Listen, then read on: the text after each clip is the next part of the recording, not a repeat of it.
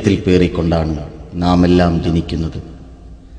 ഈ അഗ്നിക്ക് ചിറകുകൾ നൽകാനും അതിന്റെ നന്മയുടെ തിളക്കം കൊണ്ട് ഈ ഭുവനത്തെ നിറയ്ക്കാനുമായിരിക്കണം നമ്മുടെ പ്രയത്നങ്ങളെല്ലാം. സ്നേഹം നിറഞ്ഞ വിദ്യാർത്ഥി സുഹൃത്തുക്കളെ, സ്വപ്നങ്ങൾ കാണാനും അതിന്റെ സാക്ഷാത്കാരത്തിനായി പ്രയത്നിക്കാനും അതുവഴി നമ്മുടെ ജീവിത വിജയവും സർവോപരി രാജ്യത്തിന്റെ ഉന്നതിയും സാധ്യമാകുമെന്ന് നിരന്തരം നമ്മെ ഉദ്ബോധിപ്പിച്ചുകൊണ്ടിരിക്കുന്ന നമ്മുടെ പ്രിയങ്കരനായ രാഷ്ട്രനായകൻ ഇന്ത്യയുടെ പ്രസിഡന്റ് ഡോക്ടർ APJ അബ്ദുൽ കലാമിന്റെ വാക്കുകളാണ് ആമുഖമായി ഉദ്ധരിച്ചത്. പോരാട്ടങ്ങളുടെ തീച്ചൂളകളിൽ എരിഞ്ഞടങ്ങിയ അനേകായിരങ്ങളുടെ ജീവന്റെ വിലയാണ് നമ്മുടെ സ്വാതന്ത്ര്യം. 2 നൂറ്റാണ്ടിലേറെ കാലം നമ്മെ അടക്കി ഭരിച്ച ബ്രിട്ടീഷ് സാമ്രാജ്യത്വത്തിനെതിരെ സത്യവും സ്നേഹവും അഹിംസയുമെന്ന സിദ്ധാന്തത്തിലൂടെ കോടാനക്കോടി ജനങ്ങളെ അണിനിരത്തി സന്ധിയില്ലാ സമരം നയിച്ച നമ്മുടെ രാഷ്ട്രപിതാവ് മഹാത്മാഗാന്ധിയുടെ പാവന സ്മരണകൾ നമ്മുടെ ഹൃദയങ്ങളെ തൊട്ടുണർത്തട്ടെ. ഗാന്ധിജിയോട് ഒരിക്കൽ ഒരു ബാലിക ചോദിച്ചു, ബാപ്പുജി, അങ്ങ് എന്തുകൊണ്ടാണ് കുപ്പായം ധരിക്കാത്തത്? വാത്സല്യനിധിയായ ആ മഹാത്മാവ് അതിന് ഇങ്ങനെ മറുപടി പറഞ്ഞു, എനിക്ക് കുപ്പായമില്ലാത്തത് കൊണ്ട് ഞാൻ കുപ്പായം ധരിക്കുന്നില്ല. അപ്പോൾ നിഷ്കളങ്കയായ ആ പെൺകുട്ടി അദ്ദേഹത്തോട് ചോദിച്ചു, ബാപ്പുജി, ഞാൻ അങ്ങേക്ക് ഒരു കുപ്പായം കടം തരട്ടെയോ?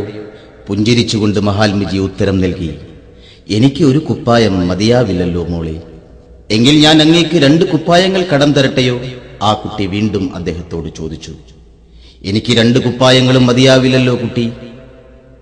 നിരാശയോടെ ആ ബാലിക വീണ്ടും അദ്ദേഹത്തോട് ചോദിച്ചു, പിന്നെ അങ്ങേക്ക് എത്ര കുപ്പായങ്ങളാണ് വേണ്ടത്? എനിക്ക് വേണ്ടത് 40 കോടി കുപ്പായങ്ങളാണ്. തന്റെ രാജ്യത്തെ 40 കോടി ജനതയിൽ മുഴുവൻ പേർക്കും വസ്ത്രം ലഭ്യമാകുമ്പോഴേ താൻ പൂർണ്ണമായും വസ്ത്രം ധരിക്കേണ്ടതുള്ളൂ എന്ന് കരുതി അർദ്ധനഗ്നനായ ഫക്കീർ എന്ന ബ്രിട്ടീഷ് സാമ്രാജ്യത്വത്തിന്റെ പരിഹാസത്തിനു മുമ്പിൽ മന്ദസ്മിതവും തൂകി കർമ്മനിരതനായ ആ സമരനായകൻ ഇന്ത്യയുടെ ആത്മാവിൽ വിരൽ ചേർത്തുവെച്ച മഹാമനീഷിയായിരുന്നു. ഗാന്ധിജിയുടെ പ്രാർത്ഥനായോഗങ്ങളിൽ രാമനെയും റഹീമിനെയും വാഴ്ത്തുമായിരുന്നു. ഗാന്ധിജിയുടെ പ്രാർത്ഥനായോഗങ്ങളിൽ ഗീതയും ഖുർആനും പാരായണം ചെയ്യുമായിരുന്നു. ഈശ്വർ അല്ലാ തേരേ നാം എന്ന വചനങ്ങൾ ഉയർന്നു വന്ന ഗാന്ധിജിയുടെ പ്രാർത്ഥനായോഗങ്ങൾ ഇന്ത്യയുടെ ദിശാസൂചികയായിരുന്നു. താനൊരു ഹിന്ദുവാണ് എന്ന് പ്രഖ്യാപിക്കുമ്പോഴും തന്റെ രാമരാജ്യത്തിന്റെ മാതൃക ഉമറുൽ ഫാറൂഖിന്റേതാണെന്ന് അദ്ദേഹം സദാ ഉരുവിട്ടുകൊണ്ടിരുന്നു. ഇന്ത്യയുടെ 59ാം സ്വാതന്ത്ര്യദിനം സമുചിതമായി ആചരിക്കുന്നതിന് MSF ഇത്തരം ഒരു അസംബ്ലി ഒരുക്കുമ്പോൾ പ്രധാനമായും ഉദ്ദേശിക്കുന്നത് കൈമോശം വന്നുപോയ നമ്മുടെ മൂല്യബോധങ്ങളെ വീണ്ടെടുത്ത് പുതിയ തലമുറക്ക് ഉണർവേകുക എന്നതാണ്.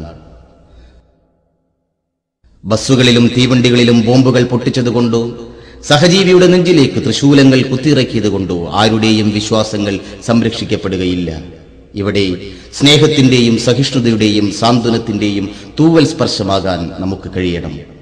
ഇന്ത്യയെ നിർമ്മിക്കുവാനും നമ്മുടെ ജീവവായുവായ സ്വന്തം സമൂഹത്തിന്റെ യശസ്സുയർത്തുവാനുമുള്ള കർമ്മപദങ്ങൾ തീർക്കേണ്ട ബാധ്യത നമുക്കാണ്.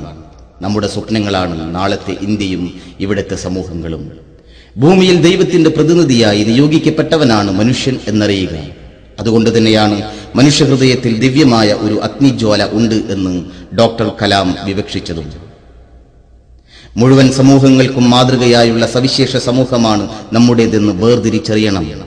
ആരെങ്കിലും തരുന്ന ദാനത്തിനായി കൈനീട്ടി നിൽക്കേണ്ടവരല്ല നമ്മൾ, മറ്റുള്ളവർക്ക് ദാനം നൽകേണ്ടവരാണ്. പ്രതാപധന്യമായിരുന്ന ഗതകാല സ്മൃതികളിൽ നിന്നും നമ്മൾ ആവേശം ഉൾക്കൊള്ളണം. കച്ചവട സംസ്കാരത്തിൽ പൊഴിക്കപ്പെടേണ്ടതല്ല നമ്മുടെ യൗവനം.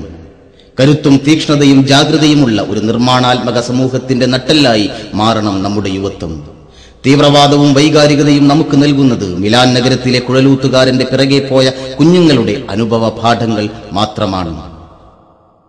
താജ്മഹലിന്റെ സൗന്ദര്യവും കുത്തബ് മിനാറിന്റെ ഔന്നത്യവും ചെങ്കോട്ടയുടെ കരുത്തുമുള്ളതായിരിക്കണം എന്റെ സമൂഹമെന്ന് സ്വപ്നം കണ്ട മഹാനായ CH മുഹമ്മദ് കോയ സാഹിബിന്റെ പിന്മുറക്കാരാണ് നാം.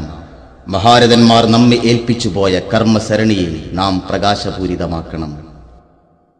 നമ്മെ വിദ്യാഭ്യാസം ചെയ്യിപ്പിക്കുവാനും നമ്മിൽ നിന്ന് പ്രൊഫഷണലുകളെ സൃഷ്ടിക്കുവാനും രാജ്യവും സമൂഹവും നമ്മുടെ നേതൃത്വവും ഒരുപാട് പ്രയാസപ്പെടുന്നുണ്ട് എന്ന് നാം മനസ്സിലാക്കണം. സേവന സന്നദ്ധതയും സമർപ്പണവും നമുക്ക് അന്യമായിക്കൂടാ.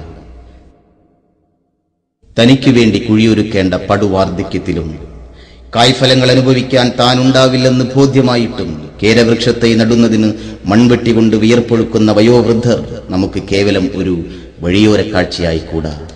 വരും തലമുറക്ക് ശേഷിപ്പുകൾ ഒരുക്കി വെക്കുന്ന ആ വൃദ്ധന്റെ പ്രയത്നങ്ങൾ നമ്മുടെ സാമൂഹിക വീക്ഷണങ്ങളെ പ്രചോദിപ്പിക്കട്ടെ.